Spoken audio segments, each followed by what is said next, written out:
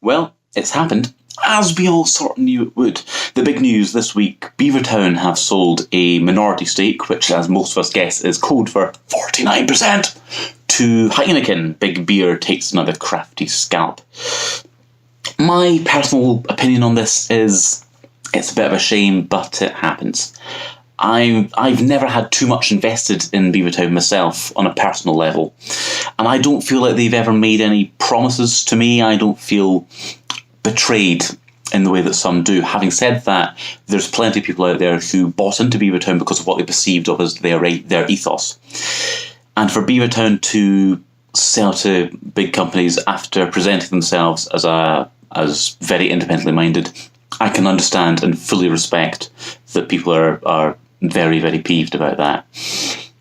For me, it's a shame, but it's the way the cookie crumbles. It's kind of the way the world goes.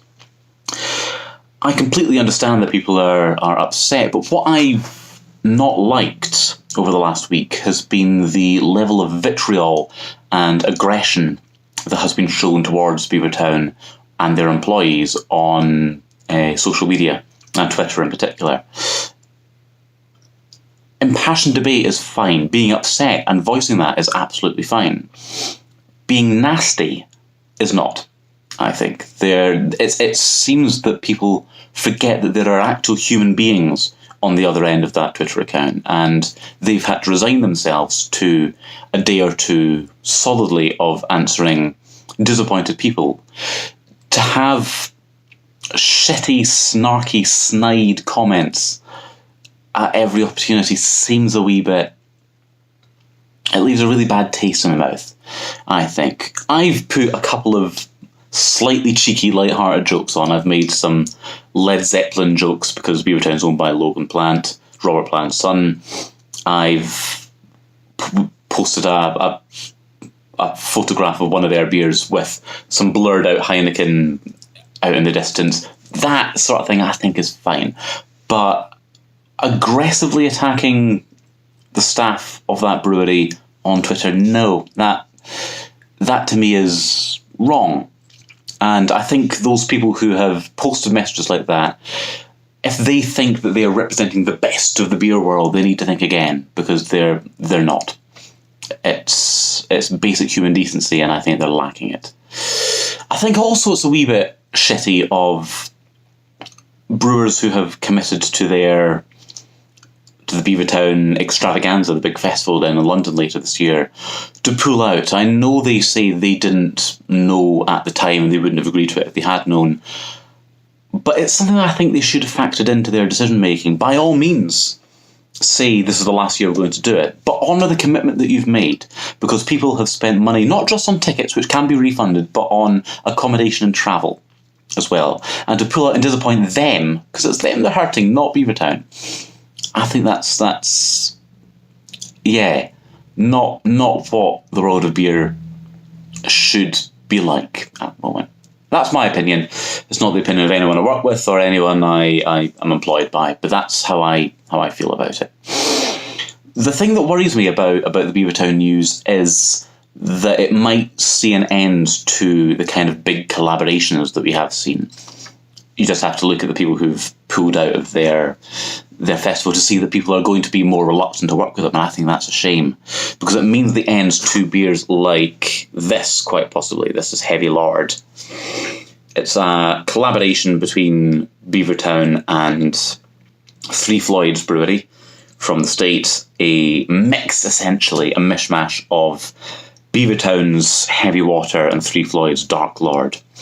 And for the uninitiated, Dark Lord is one of the most infamous imperial stouts in the world. Looking on the Rate Beer Top 50, there are different iterations of Three Floyds Dark Lord, sitting at a number 5 in the world, and at number 7 in the world, and at number 18 in the world. There are 3 versions of this beer in the top 20.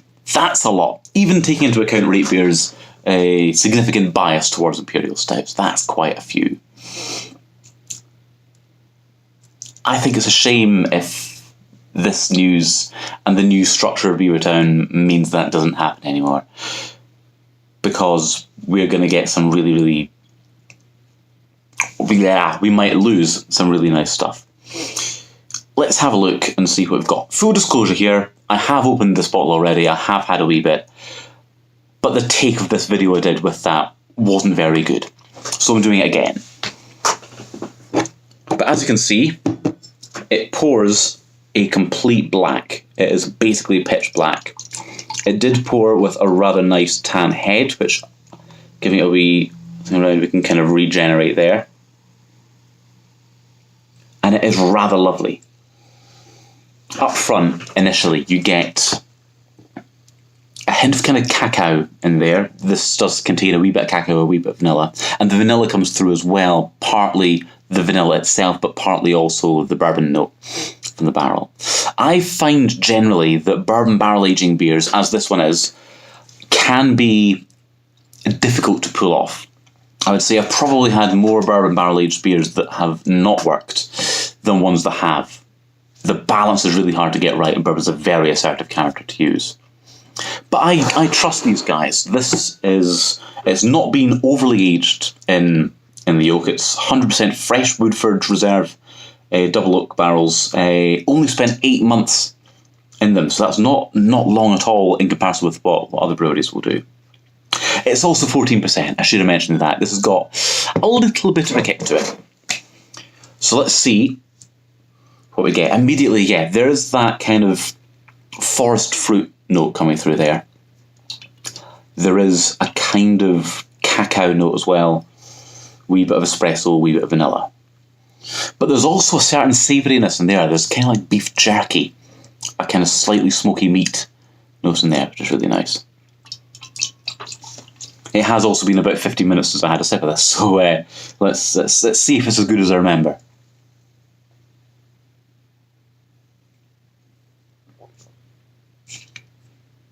Oh yeah. Oh yeah. That is so good. It's so viscous, it's so heavy and thick on the first sip. And the first thing that you get is this kind of black forest gatto note. It's dark cherry, kind of black cherries, forest fruits, brambles, blackberries, wee bit of blueberry, and a bit of kind of black chocolate as well. Then you get the kind of espresso and vanilla notes coming in there. And that espresso and black chocolate gives a certain bitterness at the end to really nicely counterpoint the sweetness that's there. In terms of taste profile, it surprised me a wee bit because I was expecting it to be more like Bourbon County from Goose Island, another conspicuous sellout. But actually, it reminds me more of Brewdog's Tokyo in that, and it's that Black Forest Gatto note there that's doing it. Incidentally, should be put on record that Brewdog, despite being partially owned by private equity who have a significant interest in Pabst Blue Ribbon and who sell loads and loads and loads and loads of stuff and loads and loads and loads of supermarkets, are not sellouts. That should be noted. But this beer is bloody gorgeous. It really is. That big Black Forest note, it really helps to define the beer. But because it's got that kind of black chocolate and coffee bitterness, it's not cloying, it's not overly sweet. There's plenty of complexity in there. And as it warms up, more of that kind of dark fruit comes through. And the kind of sweetness sort of slightly dissipates.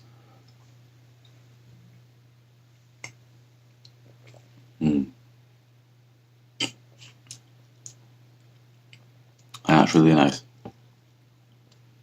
That's good. I'm going to try it as well with a little bit of Stilton, because generally Stilton and barley wine is really the thing, but Stilton and Imperial Stout works as well. Big malty beers offset that kind of initial salty hit, but also the sweetness that you get with Stilton as well.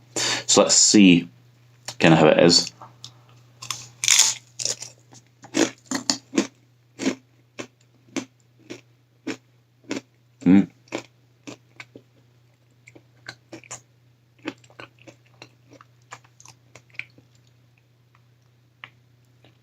I'm sure that was riveting viewing. Let's see.